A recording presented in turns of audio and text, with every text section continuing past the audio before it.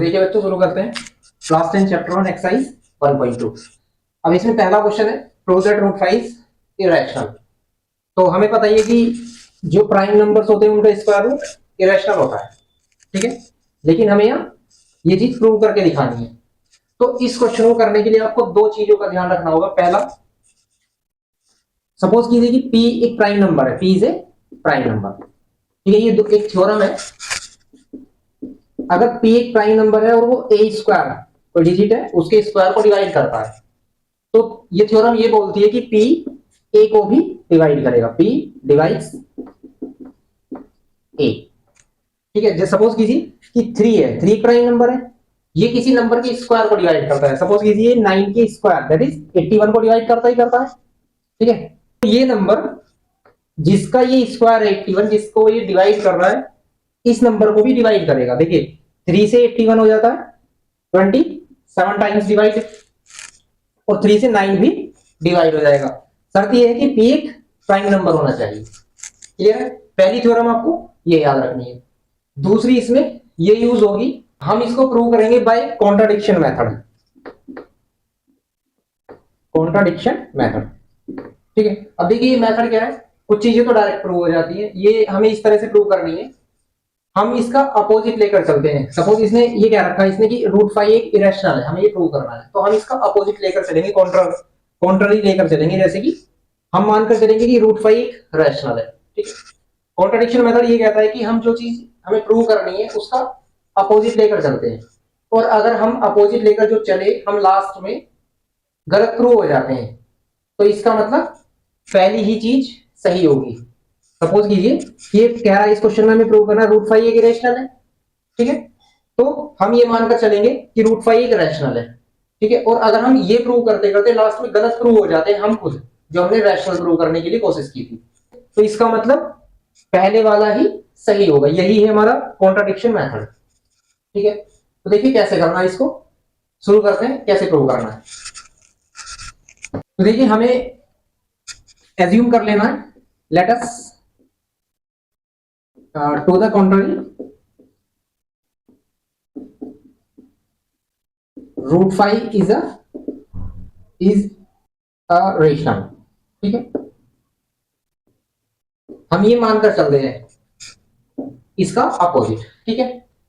अब हमें पता है रेशनल क्या होता है। रेशनल होते हैं जिन नंबरों को p बाई क्यू की फॉर्म में लिखा जा सके, और p और q इंटीजर्स है। So we can write root 5 in the form of, so root 5 is equal to होगा, रूट 5 इज इक्वल टू होगा p अपॉन q।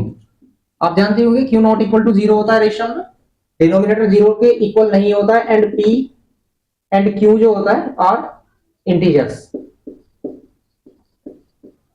क्लियर है यहां तक? ये हम सपोज करके चलते हैं। इसमें एक बात और मानकर चलनी है, एज्यूम करना है कि सपोज, या एज्यूम लिख लेते हैं, assume HCF of P and Q is 1। Clear है? ठीक है, हमने ये दो चीजें मानी। यानी इसको देखिए दूसरी तरह से ऐसे लिखते हैं कि P and Q are coprimes number. Coprimes उन्हें बोलते, या ऐसे लिख सकते हैं HCF of P and Q is 1। Coprime का मतलब होता है जिन नंबरों का एचसीएफ 1 हो, ठीक है।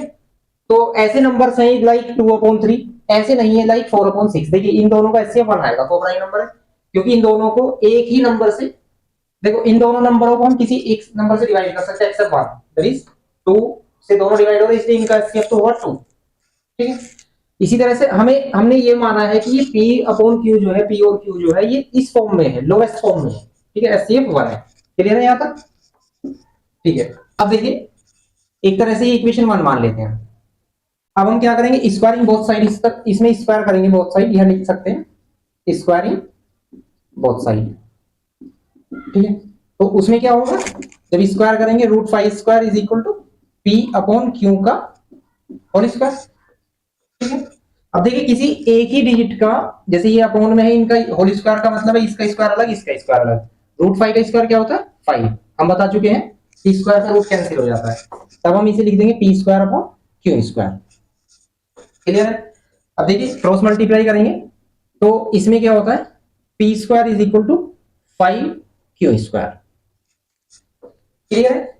अब देखिए फाइव क्यू स्क्वायर का क्या मतलब है, 5 इंटू क्यू स्क्वायर का ये मतलब है कि ये नंबर 5 का मल्टीपल है। ठीक है, ये बात अच्छी तरह समझनी है कि अगर मान लो 5 इंटू 10 है यानी 50, तो 50 का मतलब ये हुआ 5 का मल्टीपल है, 5 से डिवाइड हो जाएगा। ठीक है, अब जब ये 5 से मल्टीप्लाई हो रही है तो ये नंबर 5 से डिविजिबल है या 5 का मल्टीपल है, हम ऐसे लिख सकते हैं। क्लियर है? तो नेचुरल सी बात होगी जब ये नंबर है तो ये भी 5 का मल्टीपल हुआ। ठीक है, यानी यहां लिख सकते हैं कि because 5 Q square is divisible by 5, so P square is divisible 5, so P square, क्योंकि ये दोनों इक्वल हैं, इक्वल का मतलब अगर ये 5 से डिविजिबल है तो नेचुरल सी बात है ये भी 5 से डिविजिबल होगा, so P square is also divisible by 5। Clear?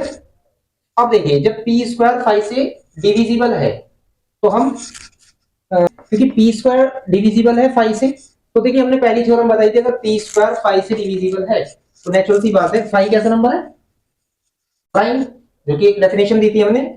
तो अगर पी स्क्वायर डिविजिबल है 5 से तो नेचुरल सी बात है P is also divisible by 5 होगा। यह बात आई समझ? ठीक है, अब देखिए जब p 5 से डिविजिबल है तो लेट कर लेंगे, सपोज कर लेंगे let p is equal to 5k, क्योंकि p 5 से डिविजिबल का मतलब हो गया कि p is equal to 5 into कोई भी हम कांस्टेंट या k, वेयर यहां लिख सकते k is integer. Clear? k रख लीजिए या कुछ और रख लीजिए जो क्वेश्चन में नहीं आया हुआ है। यहां तक बात आई समझ? अब देखिए हम इस इक्वेशन में इक्वेशन 1 या 2 मान सकते हैं, पुट कर देंगे p is equal to 5k, तो देखिए 5k square is equal to यहां पर रख दिया हमने is equal to 5q square. अब देखिए 5 का स्क्वायर होता है 25, k square is equal to 5q square, 5 से ये डिवाइड हो जाता है 5 टाइम्स। ठीक है, यहाँ 5 टाइम्स डिवाइड हो गया। क्लियर है यहाँ तक? अब इसको यहाँ आगे देख लेते हैं। ठीक है, तो यहाँ क्या आ जाता है देखिए 5k square is equal to q square.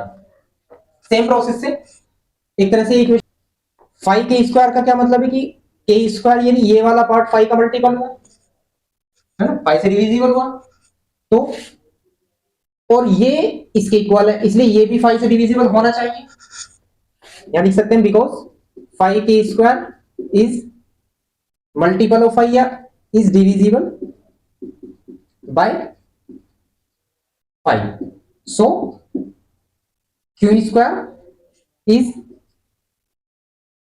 Divisible या विल बी डिविजिबल बाय 5 होगा, यानी q स्क्वायर 5 से डिविजिबल होगा। क्लियर है? और उसी थ्योरम के हिसाब से जो हमने स्टार्टिंग में बात की थी कि अगर q स्क्वायर 5 से डिविजिबल है यानी किसी नंबर का स्क्वायर किसी प्राइम नंबर से डिविजिबल है तो वो नंबर भी उससे डिवाइड होगा, इसलिए यहां लिख सकते हैं सो q is also divisible by 5। बात आई समझ में? अब देखिए यहां एक हमें एक स्टेटमेंट मिला था कि p जो है वो 5 से डिविजिबल है और यहां एक ये मिला है कि q is also divisible by 5, यानी p और q दोनों 5 से डिविजिबल है। क्लियर है? अब हमने स्टार्टिंग में क्या एज्यूम किया था, क्या माना था, जो हम यहां लिख सकते हैं कि HCF of p and q is 1। ठीक है, ये हमने स्टार्टिंग में माना था, लेकिन इसका मतलब है जब p भी 5 से डिविजिबल है q भी 5 से डिविजिबल है इसका मतलब इनका जो HCF हुआ वो 5 हुआ। ठीक है, और एक ही समय में दो चीजें नहीं हो सकती भाई, हमने ये मानकर चले थे हम कि इनका HCF 1 है, जबकि हमने जो प्रूव किया है या प्रूव होके हमारा आ गया है वो ये आ गया कि HCF of HCF of p and q is 5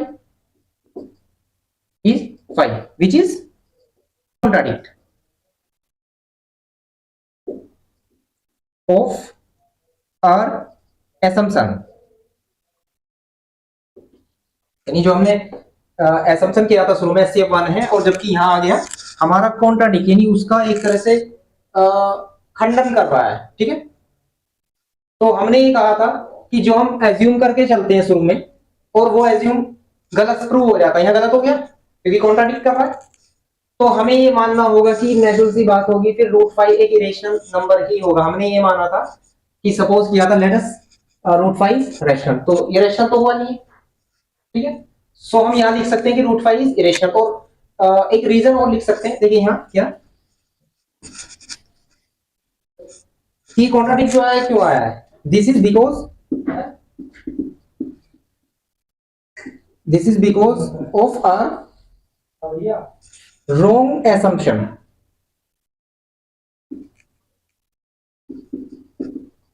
So root 5 is irrational.